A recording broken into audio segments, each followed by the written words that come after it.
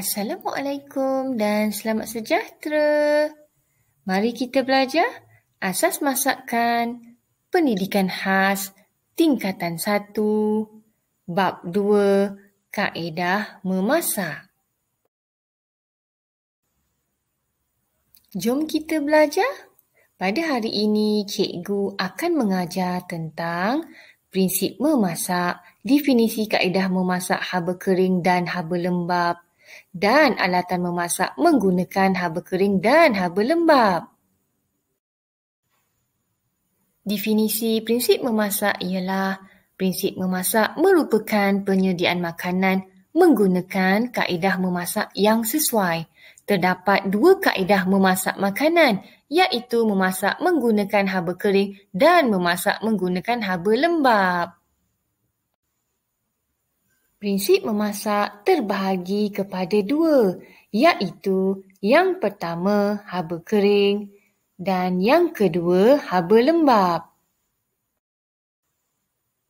Seterusnya, kaedah memasak haba kering ialah proses memasak makanan tanpa lembapan, iaitu air atau wap.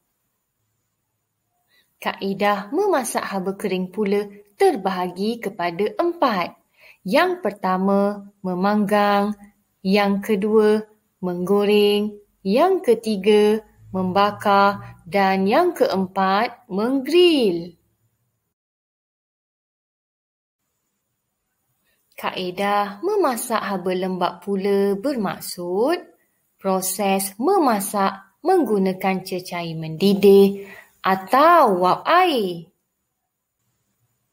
Kaedah memasak haba lembab pula terbahagi kepada 5, iaitu yang pertama mengukus, yang kedua mencelur, yang ketiga merenih, yang keempat merendidih dan yang kelima merebus. 5 alatan memasak kaedah haba kering ialah yang pertama ketuhar, yang kedua alat pemanggang, yang ketiga grill, yang keempat pan penggoreng dan yang kelima kuali. Alatan memasak haba lembab pula ialah pengukus dan periuk. Sekian saja PDPR kita pada hari ini.